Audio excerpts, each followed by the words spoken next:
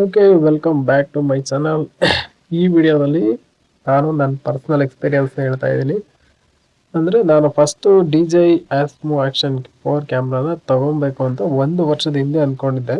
ಈ ಕ್ಯಾಮ್ರಾನ ತೊಗೊಬೇಕಾದ್ರೆ ಸ್ಟ್ರಗಲ್ ಆಯಿತಾ ಇಲ್ಲ ಈಸಿಯಾಗಿ ತಗೊಂಡ, ಅದನ್ನು ನಾನು ಈ ವಿಡಿಯೋದಲ್ಲಿ ಎಕ್ಸ್ಪ್ಲೈನ್ ಮಾಡ್ತೀನಿ. ಫಸ್ಟು ಈ ಕ್ಯಾಮ್ರಾ ತೊಗೊಬೇಕಂತ ಐಡಿಯಾ ಇರಲಿಲ್ಲ, ಬಟ್ ನನಗೆ ಬೈಕ್ ರೈಡಿಂಗ್ ಮತ್ತು ಮೋಟೋ ವ್ಲಾಗ್ ಅಂದರೆ ತುಂಬ ಇಷ್ಟ.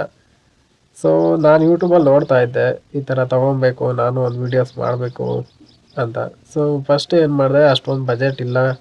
ಇದು ನೋಡಿದ್ರೆ ಇದು 22,000, ಅದು ಆಫರಲ್ಲಿ ತೊಗೊಂಡಿರೋದಕ್ಕೆ 22,000. ಬಟ್ ಇದು ಮುಂಚೆ ನಾನು ಫ್ಲಿಪ್ಕಾರ್ಟಲ್ಲಿ ನೋಡಿದೆ 40,000 ಏನೋ ತೋರಿಸ್ತಾ ಇತ್ತು. ಸೊ ನಾನು ಫಸ್ಟ್ ಏನು ಮಾಡಿದೆ, DJI Osmo Action 2 ತೊಗೊಳ್ಳೋಣ ಅಂತ ಒಂದು ಪ್ಲಾನಿಂಗ್ ಮಾಡಿದೆ. ಅದು ಬರೀ 16,000 ಇತ್ತು. ಬಟ್ ಅದನ್ನು ಬುಕ್ ಮಾಡೋಕೆ ಹೋದಾಗೆಲ್ಲ ಇದು ಈ ಅಡ್ರೆಸ್ಗೆ ಬರಲ್ಲ, ನಾಟ್ ಡೆಲಿವರಬಲ್ ಟು ದಿಸ್ ಅಡ್ರೆಸ್ ಅಂತ ಬರ್ತಾಯಿತ್ತು. ಅದಕ್ಕೆ ನಾನೇನು ಮಾಡಿದೆ, ಓಕೆ ನೋಡೋಣ ಹೆಂಗಿರುತ್ತೆ ಲಕ್ಕು. ಫಸ್ಟ್ ಏನು ಮಾಡೋಣ, ಮೊಬೈಲಿಂದ ಟ್ರೈ ಮಾಡೋಣ, ಮೋಟೋ ವ್ಲಾಗ್ ಮಾಡೋಣ.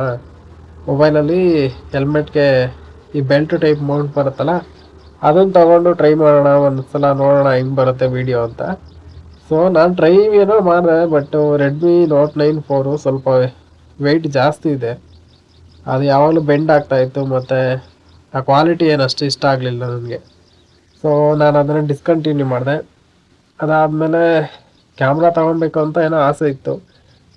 ನೀವು ಒಬ್ಸರ್ವ್ ಮಾಡ್ಬೋದು, ನಾನು ಸುಮಾರು ಒಂದು ಆಲ್ಮೋಸ್ಟ್ 1 ವರ್ಷನೇ ಆಯಿತು ಅನಿಸುತ್ತೆ. 1 ವರ್ಷದ ಹಿಂದೆ ಒಂದು ವೀಡಿಯೋ ಮಾಡಿದ್ದೆ.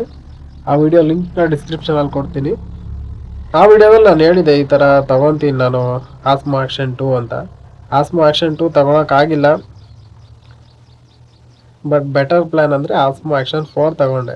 ಯಾವ ಥರ ತೊಗೊಂಡೆ ಅಂದರೆ, ಫಸ್ಟು ಮಂತ್ಲಿ ಒಂದು 500 ಸೇವ್ ಮಾಡ್ತಾಯಿದ್ದೆ. ಮಂತ್ಲಿ 500. ನಮ್ಮೂರಲ್ಲಿ ನಮ್ಮ ಫ್ರೆಂಡ್ ಒಬ್ಬ ಚೀಟಿ ಹಾಕ್ಕೊಂಡಿದ್ದ, ಅವನ ಜೊತೆ ದುಡ್ಡು ಟ್ರಾನ್ಸ್ಫರ್ ಮಾಡ್ತಾಯಿದ್ದೆ ಅವನಿಗೆ.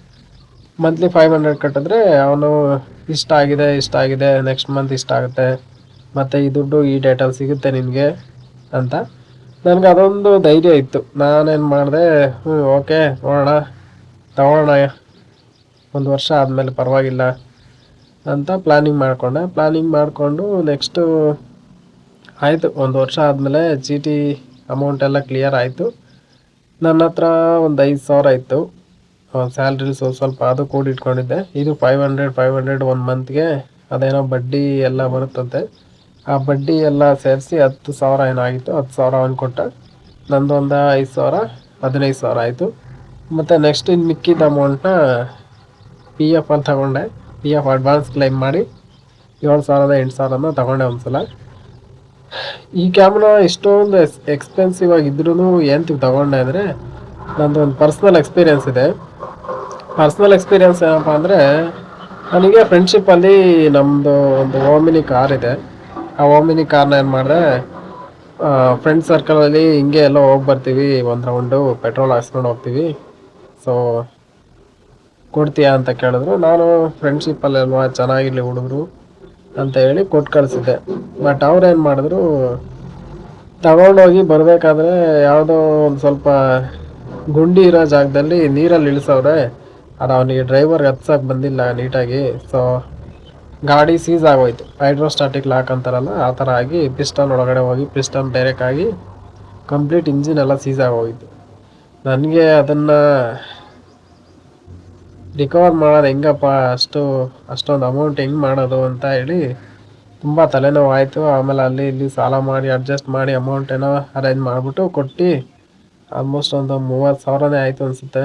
30,000 ಕಷ್ಟಪಟ್ಟು ಕೊಟ್ಟು ಹೆಂಗೋ ತೀರಿಸ್ದೆ, ಏನು ಪ್ರಾಬ್ಲಮ್ ಆಗಿಲ್ಲ. ಅದು ಒಂದು ಇನ್ಸಿಡೆಂಟು ಇನ್ಸ್ಪೈರ್ ಮಾಡ್ತು. ಸೊ ಯಾರ್ದೋ ತಪ್ಪಿಗೆ 30,000 ಖರ್ಚು ಮಾಡಿದ್ದೀನಿ, ನಾನು ನನಗೋಸ್ಕರ ಒಂದು 22,000 ಖರ್ಚು ಮಾಡಿ ನನಗೆ ಖುಷಿಯಾಗಿರೋ ಒಂದು ಲಾಗ್ನ ಯಾಕೆ ಮಾಡಬಾರ್ದು ಅಂತ. ಸೊ ಅದೇ ಥರ ಪರ್ಚೇಸ್ ಮಾಡಿದೆ.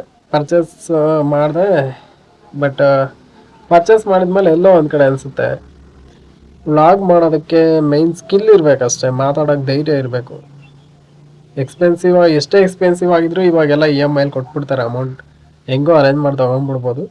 ಬಟ್ ವ್ಲಾಗ್ ಮಾಡೋಕ್ಕೆ ಒಂದು ಧೈರ್ಯ ಏನಿರುತ್ತೆ ಅದು ತುಂಬ ಕಷ್ಟ, ಎಲ್ಲರ ಹತ್ರನೂ ಬರಲ್ಲ ಹಾಗೆ. ಆಮೇಲೆ ನನಗೆ ಯೂಟ್ಯೂಬ್ ಮಾಡಬೇಕು ಅಂತ ಯಾವಾಗ ಅನ್ನಿಸ್ತು ಅಂದರೆ, ತುಂಬ ಜನ ಎಡಿಟಿಂಗ್ ಮಾಡೋಕ್ಕೆ ಬರಲ್ಲ ಅವ್ರಿಗೆ, ಸ್ವಲ್ಪ ಏನು ಬರಲ್ಲ, ಆಲ್ಮೋಸ್ಟ್ ಹೆಂಗಿರುತ್ತೋ ವಿಡಿಯೋ ಹಂಗೆ ಅಪ್ಲೋಡ್ ಮಾಡ್ತಾರೆ, ಸ್ವಲ್ಪ ಕಟ್ಸ್ ಇರುತ್ತೆ, ಹೆಂಗೆ ಬೇಕು ಹಂಗೆ ಅಪ್ಲೋಡ್ ಮಾಡ್ತಾರೆ. ಬಟ್ ಸ್ಟಿಲ್ ಅವರೆಲ್ಲ ಮಾನಿಟೈಸ್ ಆಗಿದ್ದಾರೆ. ಅಂದರೆ ಸುಮಾರು ಜನ ಕರ್ನಾಟಕದವರೇ ಆಗಿರಲಿ, ಕನ್ನಡದವರೇ ಆಗಿರಲಿ, ಹಿಂದಿಯವರೇ ಆಗಿರಲಿ, ಸುಮಾರು ಜನ ಹೆಂಗೆ ಬೇಕು ಹಂಗೆ ವೀಡಿಯೋಸ್ ಮಾಡ್ತಾ ಇರ್ತಾರೆ, ಅಪ್ಲೋಡ್ ಮಾಡ್ತಾ ಇರ್ತಾರೆ. ಕಮ್ಮಿ ಅಂದರು 500-1000 ವೀಡಿಯೋಸ್ ಮಾಡ್ತಾರೆ, 1500 ವೀಡಿಯೋಸ್ ಮಾಡ್ತಾರೆ. ಕನ್ನಡದಲ್ಲೂ ಸುಮಾರು ಜನ ಲೇಡೀಸ್ ಮಾಡ್ತಾ ಇದ್ದಾರೆ, ಒಂದು 1000 ವೀಡಿಯೋಸ್, 1200 ವೀಡಿಯೋಸು, 2000 ವೀಡಿಯೋವರೆಗೂ ಮಾಡಿದ್ದಾರೆ. ಕೆಲವೊಂದು ವೀಡಿಯೋಸ್ಗೆ ಮೀನಿಂಗ್ ಇರಲ್ಲ, ಬಟ್ ಆದರೂ ಮಾಡ್ತಾ ಇರ್ತಾರೆ. ಟ್ರೈ ಮಾಡ್ಕೊಂಡು ಇವಾಗ ಮಾನಿಟೈಸ್ ಎಲ್ಲ ಮಾಡ್ಕೊಂಡಿದ್ದಾರೆ. ಸೊ ಏನು ಗೊತ್ತಿಲ್ಲದೆ ಇರೋರೆ ಅಷ್ಟೆಲ್ಲ ಮಾಡ್ತಾರೆ. ಅಟ್ಲೀಸ್ಟ್ ಸ್ವಲ್ಪ ತಿಳ್ಕೊಂಡೆ ನಾವು ಏನಾದರೂ ಟ್ರೈ ಮಾಡ್ಬೋದಲ್ವಾ ಅಂತ. ಅವ್ರಿಗೂ ಗೊತ್ತಿಲ್ಲದೇ ಶುರು ಮಾಡಿದ್ದಾರೆ, ಅವರು ಇಲ್ಲಿವರೆಗೂ ಬಂದಿದ್ದಾರೆ. ನಾನು ಸ್ವಲ್ಪ ನೋಡಿಕೊಂಡು ಟ್ರೈ ಮಾಡಿದ್ರೆ ಬರ್ಬೋದಲ್ವಾ ಒಂದು ಲೆವೆಲ್ಗೆ ಅಂತ ಅಷ್ಟೆ. ನೋಡೋಣ, ಟ್ರೈ ಮಾಡ್ತೀನಿ. ವ್ಲಾಗ್ ಕಂಟೆಂಟ್ ಸಿಗ್ತಾ ಇಲ್ಲ ಅಂದರೆ ಯಾವ ಕಂಟೆಂಟ್ ಮಾಡೋದು ಅಂತ ಗೊತ್ತಾಗ್ತಾ ಇಲ್ಲ.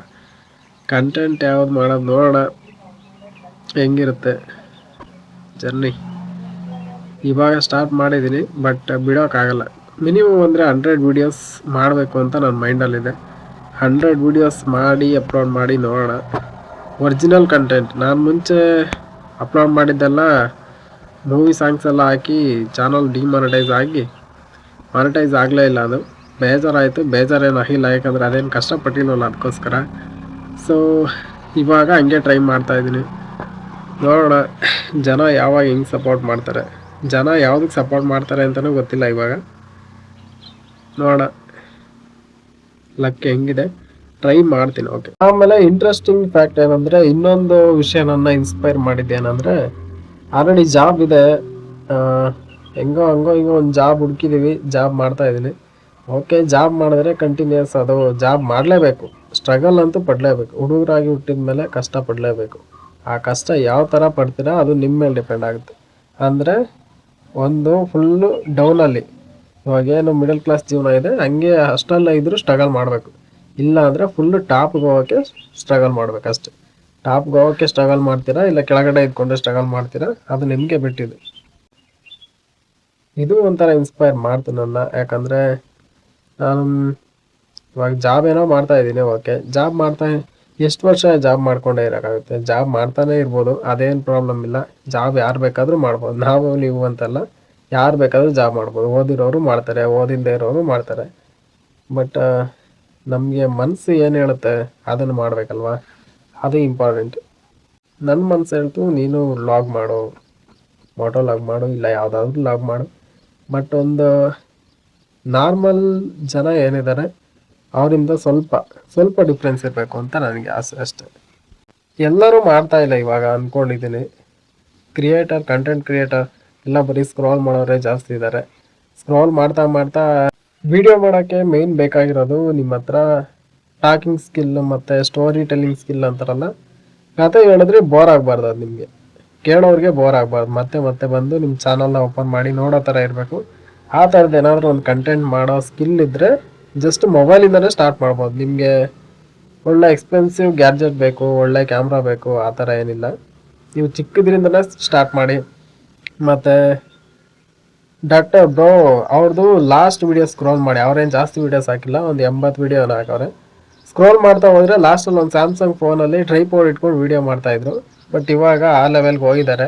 ಹಂಗಂತ ಎಲ್ಲರೂ ಹೋಗೋಕ್ಕಾಗುತ್ತೆ ಅಂತಲ್ಲ, ಬಟ್ ಅದು ನಿಮ್ಮ ಹತ್ರ ಸ್ಕಿಲ್ ಇದ್ದರೆ, ಮಾತಾಡೋಕ್ಕೆ ಧೈರ್ಯ ಇದ್ದರೆ, ನಿಮಗೆ ನಿಜವಾಗ್ಲೂ ಇಂಟ್ರೆಸ್ಟ್ ಇದ್ದರೆ ಮಾತ್ರ ಹೋಗೋಕ್ಕಾಗುತ್ತೆ ಅಷ್ಟೆ. ಇನ್ಸ್ಟಾಗ್ರಾಮಲ್ಲಿ ರೀಲ್ಸಲ್ಲಿ ಅಲ್ಲಿ ಇಲ್ಲಿ ಸ್ಕ್ರಾಲ್ ಮಾಡಿಕೊಂಡು ಕೆಲವರು ತೋರಿಸ್ತಾರೆ, ಈ ಥರ ತೊಗೊಳ್ಳಿ, ಆ ಥರ ತೊಗೊಳ್ಳಿ ಮಾಡಿ ಮಾನಿಟೈಸ್ ಆಗುತ್ತೆ. ಮಾನಿಟೈಸ್ ಆದರೆ ಒಳ್ಳೆ ಅಮೌಂಟ್ ಬರುತ್ತೆ, ಹಂಗೆ ಅಂತ. ನಿಮಗೆ ಇಂಟ್ರೆಸ್ಟ್ ಇಲ್ಲ ಅಂದರೆ ತೊಗೊಳಕ್ಕೆ ಹೋಗ್ಬೇಡಿ, ಮೊಬೈಲಿಂದಲೇ ಸ್ಟಾರ್ಟ್ ಮಾಡಿ. ಯಾಕಂದರೆ ಅದು ನಾರ್ಮಲ್ ಡೊಪಮೈನ್ ಅಷ್ಟೇ. ಅಂದರೆ ಚಿಕ್ಕದಾಗಿ ಆ ಸೆಕೆಂಡ್ಗೆ ಸ್ವಲ್ಪ ನಿಮಗೆ ಒಂಥರ ಸ್ಟ್ರೆಸ್ ಫ್ರೀ ಹಾರ್ಮೋನ್ಸ್ ಎಲ್ಲ ರಿಲೀಸ್ ಆಗುತ್ತೆ. ಆವಾಗ ಏನು ಅನಿಸುತ್ತೆ, ತೊಗೊಬೋದು, ನಾನು ಈ ಥರ ಮಾಡ್ಬೋದು, ಹಂಗೆ ಅಂತ. ಸ್ವಲ್ಪ ದಿನ ಮೊಬೈಲಲ್ಲಿ ಟ್ರೈ ಮಾಡಿ, ನಿಮ್ಗೆ ಆಟೋಮೆಟಿಕ್ಕಾಗಿ ಇಂಟ್ರೆಸ್ಟ್ ಡೌನ್ ಆಗುತ್ತೆ. ಇಂಟ್ರೆಸ್ಟ್ ಡೌನ್ ಆದರೆ ಬಿಟ್ಬಿಡಿ ಅಷ್ಟೇ. ಯಾಕಂದರೆ ಸುಮ್ಮನೆ ಇಲ್ಲದೆ ಇರೋದೆಲ್ಲ ಟ್ರೈ ಮಾಡೋಕೆ ಹೋಗಬೇಡಿ. ನಿಮಗೆ ನಿಜವಾಗ್ಲೂ ನಿಮ್ಮ ಒಳಗಡೆಯಿಂದ ನೀವು ಇನ್ಸ್ಪೈರ್ ಆಗಿದ್ದರೆ ಓಕೆ ತಗೊಳ್ಳಿ, ಪರವಾಗಿಲ್ಲ, ಏನು ಪ್ರಾಬ್ಲಮ್ ಇಲ್ಲ. ಬಟ್ ನಿಮಗೆ ಇಂಟ್ರೆಸ್ಟ್ ಇಲ್ಲ, ಸುಮ್ಮನೆ ನಾರ್ಮಲಾಗಿ ಶೋಕಿಗೋಸ್ಕರ ತಗೊತೀನಿ ಅಂದರೆ ಸುಮ್ಮನೆ ದುಡ್ಡು ವೇಸ್ಟ್ ಆಗುತ್ತೆ ಅಷ್ಟೇ. ನಿಮಗೆ ಖುಷಿ ಇರಬೇಕು, ಎಷ್ಟೇ ಇನ್ವೆಸ್ಟ್ ಮಾಡಿದ್ರು ಅದರಲ್ಲಿ ನಿಮ್ಗೊಂದು ಖುಷಿ ಇರಬೇಕು. ಖುಷಿ ಇದ್ದರೆ ತಗೊಂಡು ಯೂಸ್ ಮಾಡಿ, ಏನು ಪ್ರಾಬ್ಲಮ್ ಇಲ್ಲ. ಸುಮಾರು 4-5 ವರ್ಷ ಆದಮೇಲೆ ನನಗೆ ಇವಾಗ ಅನಿಸಿದೆ ನಾನು ಕಂಟೆಂಟ್ ಕ್ರಿಯೇಟ್ ಮಾಡಬೇಕು ಅಂತ. ನಾನು ಮಾಡೋ ವೀಡಿಯೋಸ್ 4 ಜನ ನೋಡಬೇಕು ಅಂತ. ನಾನು 4 ಜನ ಮಾಡೋ ವೀಡಿಯೋಸ್ನ ನೋಡ್ತಾ ಇದ್ದೆ, ಇವಾಗ ನಾನು ಮಾಡೋ ವೀಡಿಯೋಸ್ನ 4 ಜನ ನೋಡಬೇಕು ಅನ್ನೋ ಥರ ಆಸೆ ಅಷ್ಟೇ. ಅದಕ್ಕೋಸ್ಕರ ಟ್ರೈ ಮಾಡಿ ಮಾಡ್ತಾ ಇದ್ದೀನಿ. ಸೊ ಇದಾಗಿತ್ತು ಇವತ್ತಿನ ವ್ಲಾಗ್. ನೆಕ್ಸ್ಟ್ ವೀಡಿಯೋದಲ್ಲಿ ಸಿಗೋಣ. ಅಲ್ಲಿವರೆಗೂ ಬಾಯ್.